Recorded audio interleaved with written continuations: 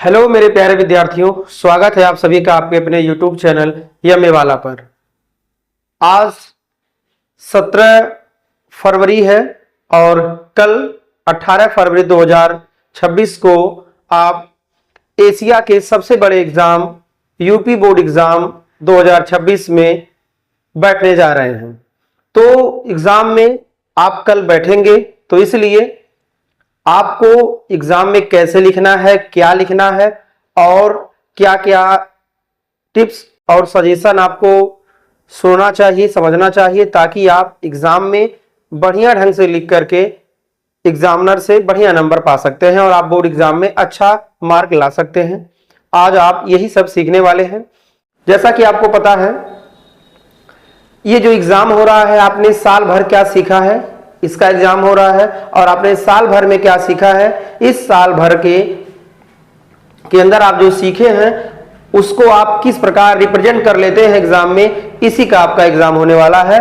तो आप UP board exam में हिंदी विषय, साहित्य, गद्य, पद्य, व्याकरण जो भी इसमें पूछे जाएंगे उसको लिखेंगे कैसे, उसको लिखने का तरीका कैसे है, आप एक एक करके सुनिए और समझिए, ठीक है। क्योंकि यदि आप ये जानकारी लेते हैं तो आपको धीरे धीरे, क्योंकि आज जब आप सीखे रहेंगे तो कल आप आसानी से अपने एग्जाम में बढ़िया से करके आएंगे। तो उत्तर प्रदेश माध्यमिक शिक्षा परिषद के हिंदी पेपर में सही तरीके से उत्तर लिखने पर पूरे पूरे अंक आसानी से मिल सकते हैं। यदि आप सही से क्वेश्चन पेपर में आंसर सटीक लिखते हैं तो आपको आंसर मिलेगा।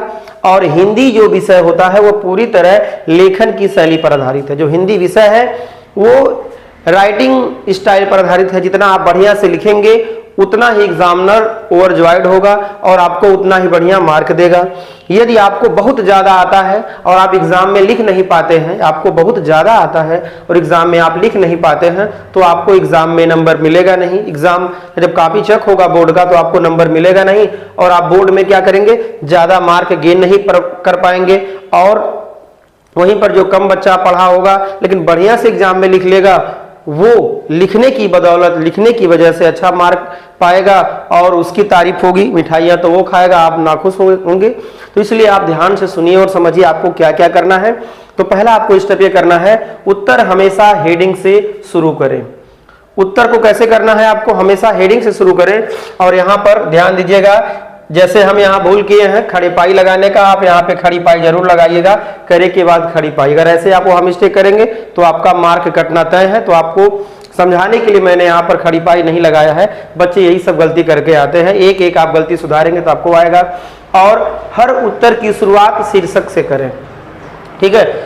जो आप आंसर लिखें, ठीक है, तो आंसर की कहाँ शुरू करें, हर उत्तर की शुरुआत जो है शीर्षक, टाइटल देकर करें।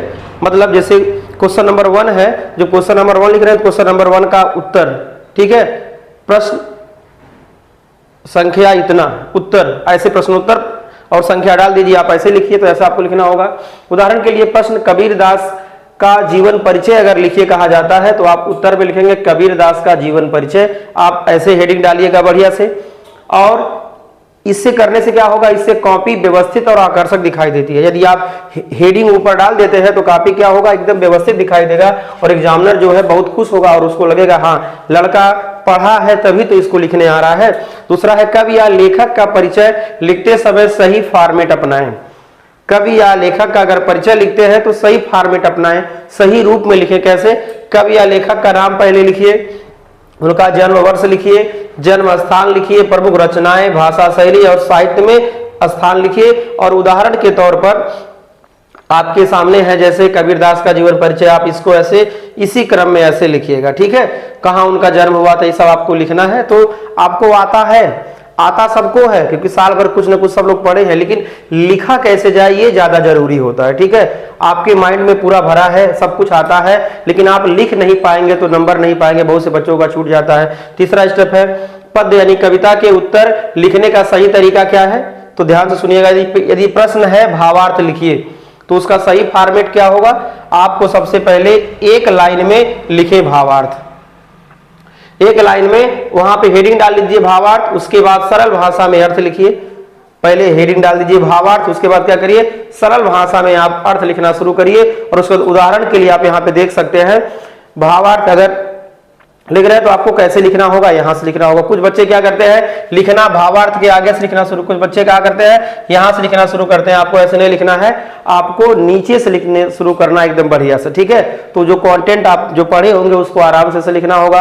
और आपको चौथा स्टेप क्या समझना है, गद्य के उत्तर पॉइंट वाइज लिखें, ठीक है। और खड़ी पाई जरूर लगाइएगा आप लोग, जैसे हम यहाँ पे छोड़े हैं तो आप लोग ये फुल स्टॉप, कामा, ये जो भी लगाना है, जो भी व्याकरण से संबंधित जो भी तथ्य है, पंक्चुएशन मार्क है, उसको क्या करिए आप जरूर, विराम चिन्हों को क्या करिए जरूर लगाइए, ठीक है। और उदाहरण के तौर पे आप देख सकते हैं, लेखक के अनुसार शिक्षा का महत्व, तो आप ऐसे हेडिंग डाल करके शिक्षा मनुष्य को ज्ञान देती है, ये सब हेडिंग बाय हेडिंग। आपके कॉपी में जितना हेडिंग रहेगा एग्जामिनर जो है उतना ही आपसे प्रभावित होगा और आपको नंबर उतना ही बढ़िया देगा, क्योंकि बोर्ड एग्जाम की कापियां बहुत तेजी से चेक की जाती है, इसलिए आप लोग ध्यान रखिएगा। पांचवा है, आपको ध्यान देना है, व्याकरण के उत्तर बिल्कुल शुद्ध लिखें। कैसे लिखना है, बिल्कुल शुद्ध रूप में लिखना है, गलती बिल्कुल ना हो, विशेष ध्यान देना है आपको।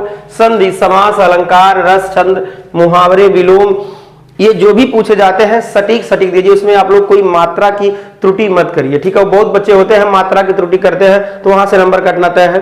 व्याकरण में गलती होने पर अंक कट जाते हैं, यदि आप व्याकरण नहीं सही कर पाते हैं, ठीक है, मात्रा गलत लगाते हैं तो नंबर कटना तय है। तो आप ये सब सुधार करके नंबर गेन कर सकते हैं। अपठित गद्यांश और पद्यांश कैसे हल करें, तो सबसे पहले पूरा गद्यांश पढ़ें, प्रश्न के अनुसार सटीक उत्तर लिखें, अपने सरल शब्दों में उत्तर लिखें और गद्यांश से उत्तर खोजें। वैसे क्लास 10th में ये नहीं आएगा, इंग्लिश वाले पेपर में आएगा ये।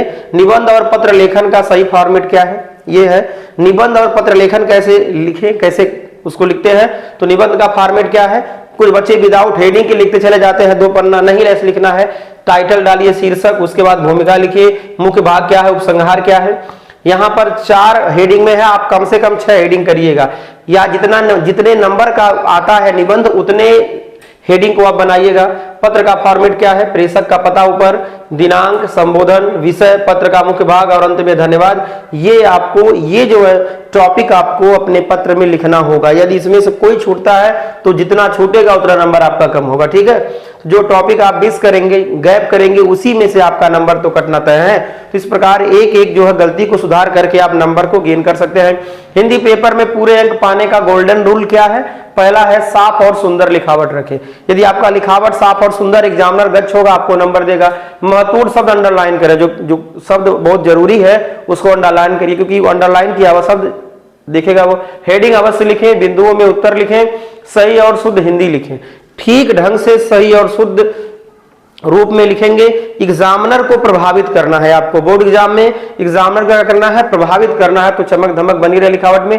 और ये गलतियां बिल्कुल ना करें, क्या ना करें, अशुद्ध वर्तनी नहीं लिखें। यदि आप अशुद्ध वर्तनी लिखेंगे तो एग्जामिनर नंबर काटेगा।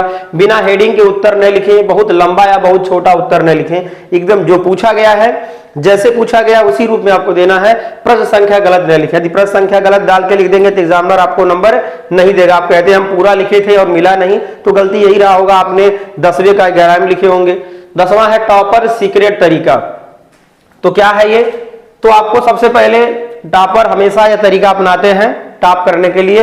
हेडिंग लिखते हैं वो लोग, पॉइंट वाइज उत्तर लिखते हैं, शुद्ध हिंदी वो लोग लिखते हैं और साफ और सुंदर लिखावट रखते हैं, पूरा प्रश्न पत्र हल करते हैं। और बोर्ड एग्जाम में अच्छा नंबर गेन करने का मात्र एक ही रूल है, वो है साफ और सुंदर लिखावट।